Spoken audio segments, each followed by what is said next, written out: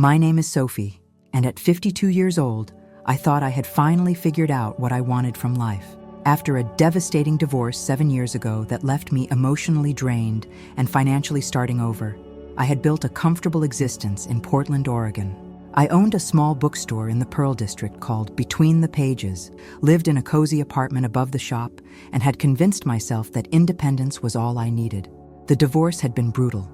My ex-husband, Richard, had been a corporate lawyer who worked 70-hour weeks and somehow still found time to have an affair with a paralegal 15 years younger than me. The discovery had shattered not just my marriage, but my sense of self-worth. I'd spent my 40s rebuilding, brick by brick, telling myself that needing someone was what had made me vulnerable in the first place. That's when I met David at a charity book drive last spring.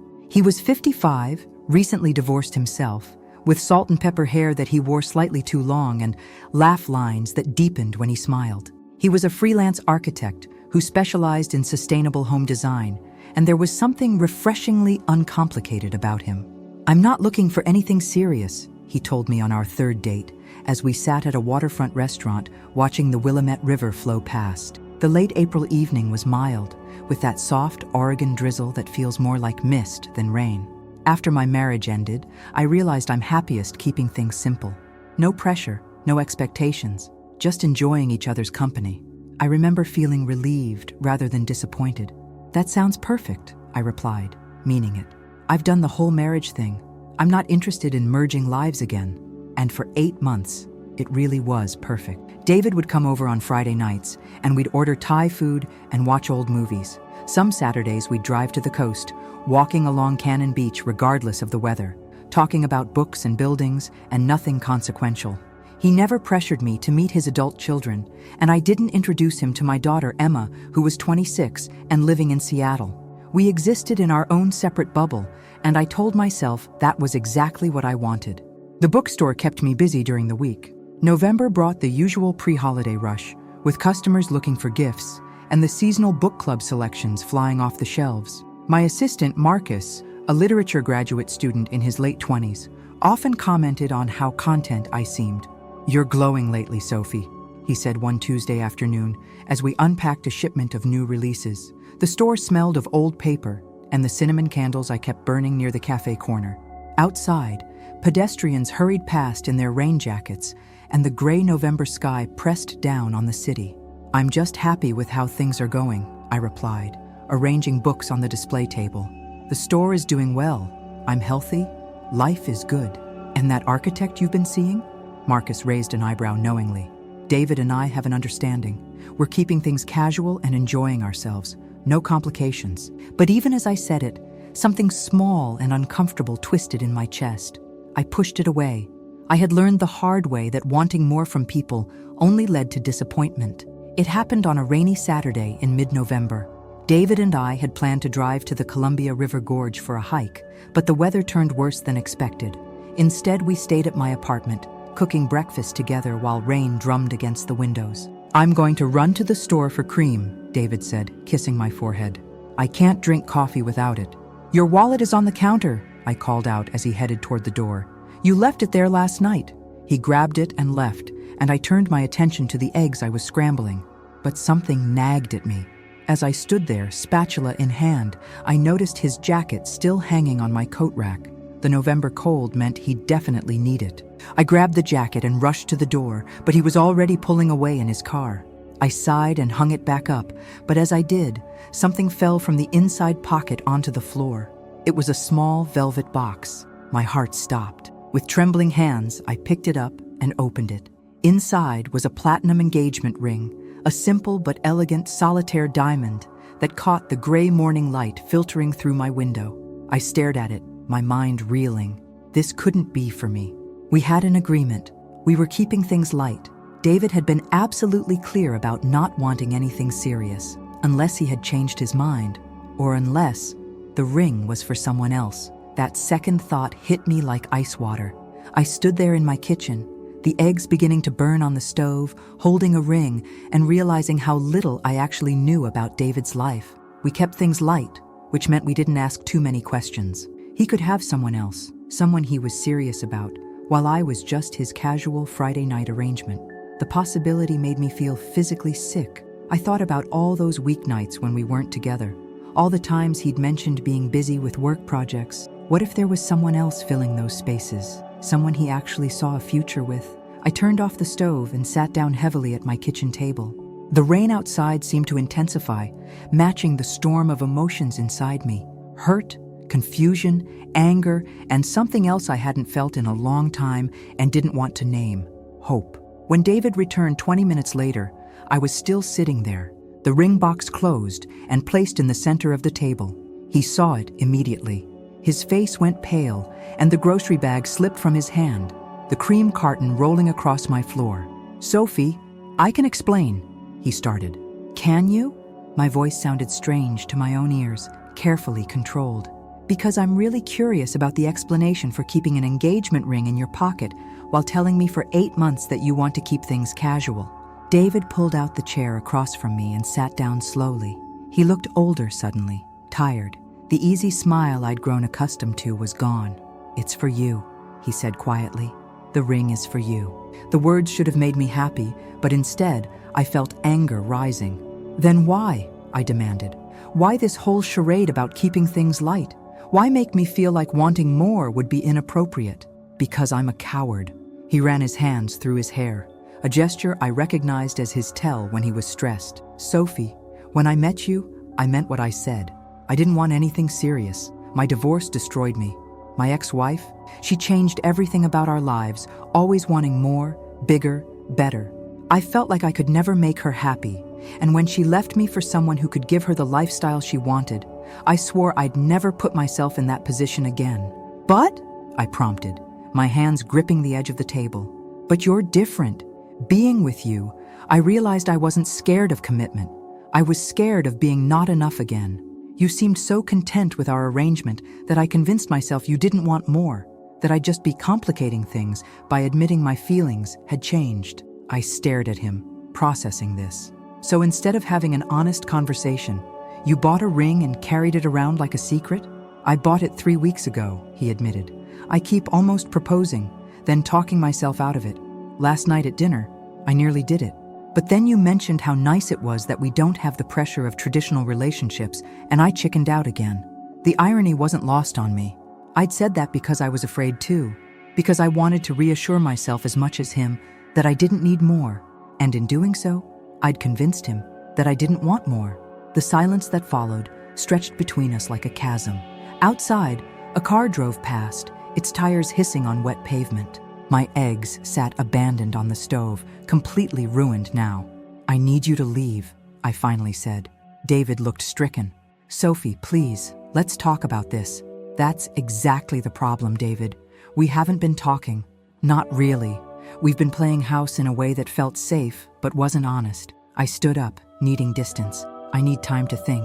He left without another word, the ring box still sitting on my table like an accusation. After the door closed behind him, I stood at my window watching the rain, feeling like the ground had shifted beneath my feet.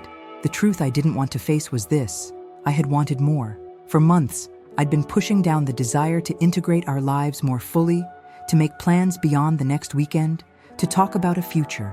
I'd told myself I was content with casual because I was terrified of being vulnerable again, of asking for what I wanted and being rejected.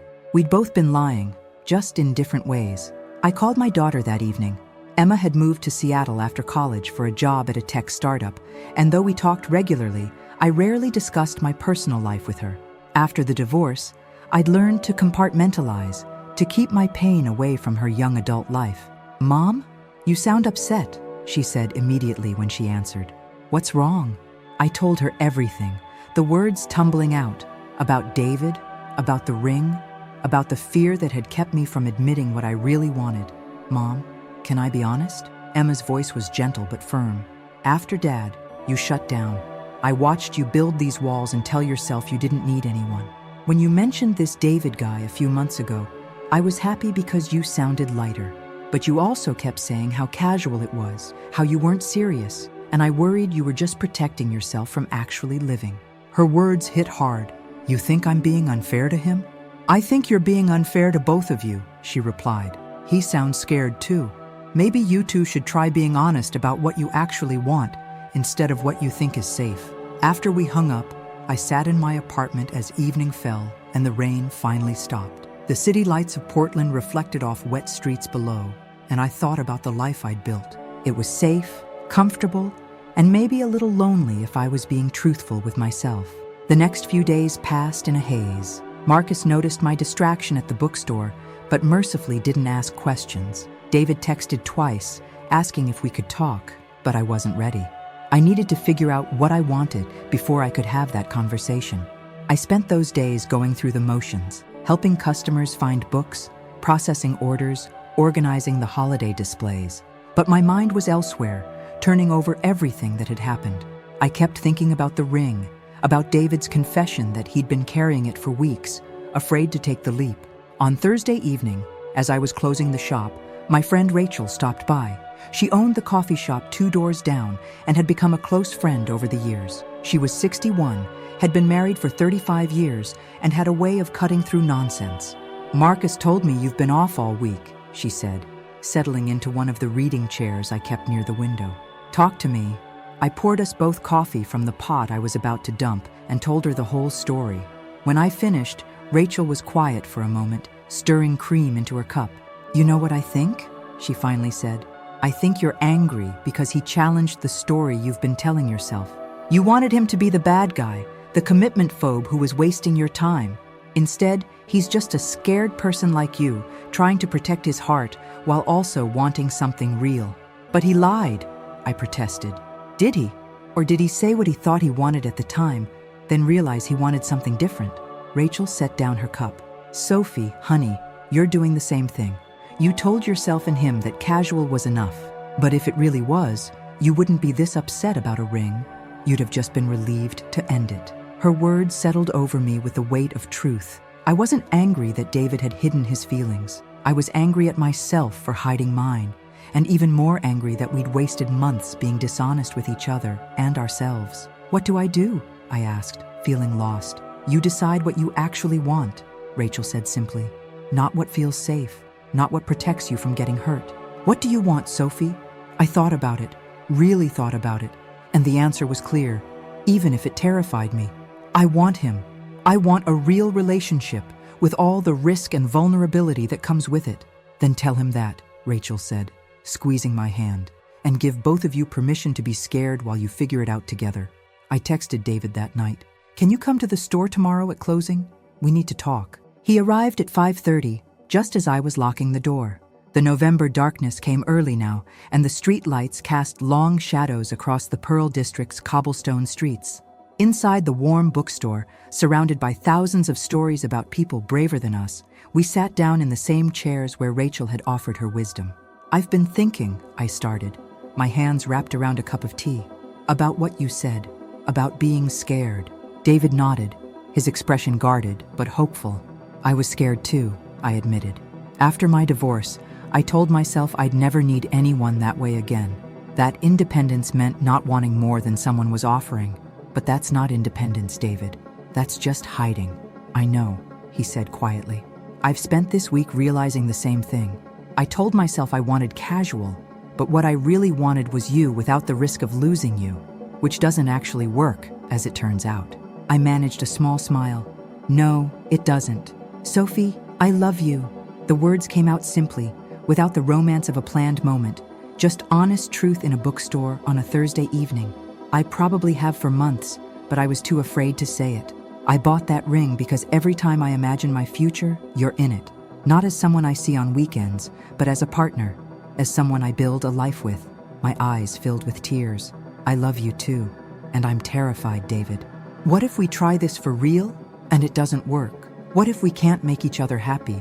What if we can?" he countered. "What if we stop trying to protect ourselves from something that hasn't even happened yet, and just try?"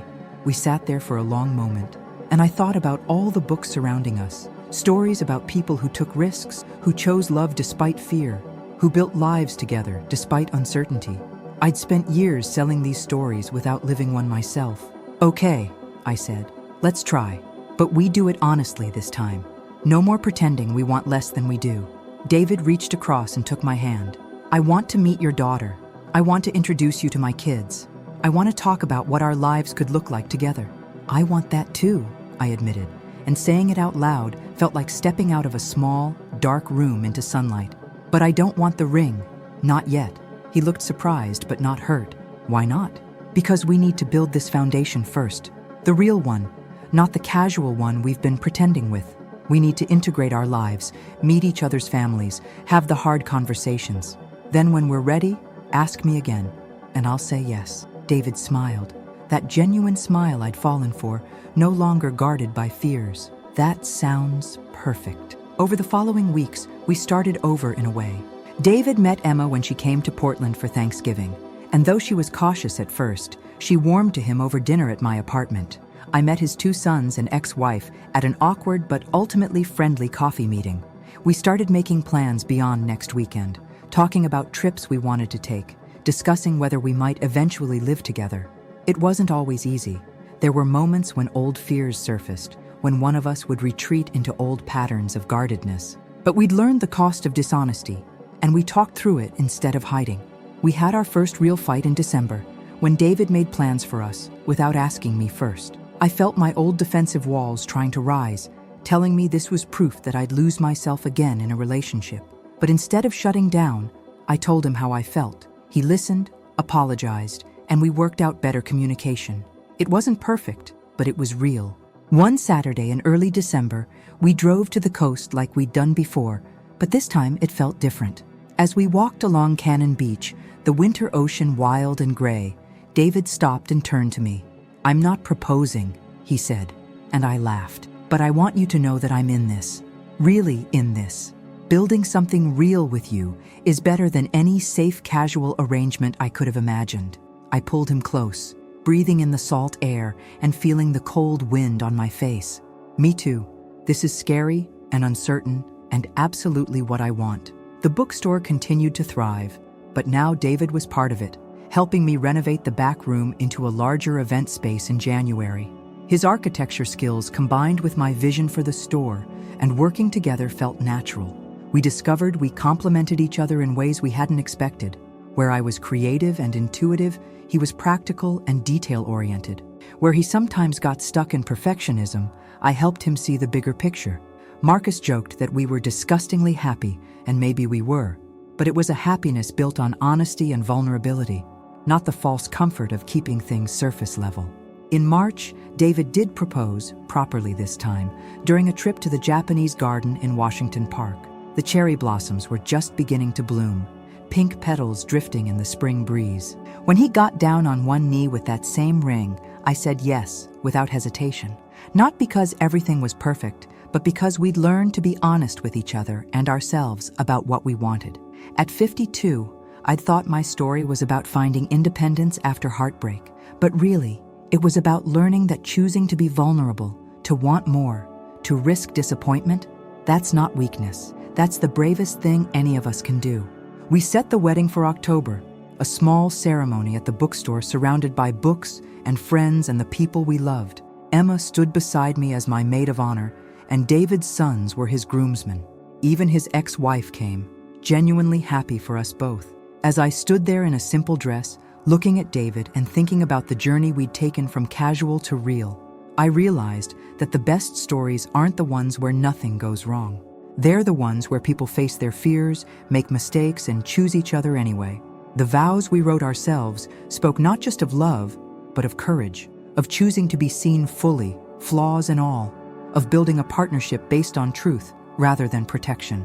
This wasn't the ending I'd planned when I told myself that casual was enough, but it was so much better than anything I could hexav imagined when I was too afraid to ask for what I really wanted. Sometimes the ring hidden in a wallet isn't the secret. Sometimes the secret is the love we're too scared to admit we want until someone else is brave enough or foolish enough to show us theirs. And sometimes the greatest gift isn't the ring itself, but the vulnerability it represents and the courage it takes to accept it.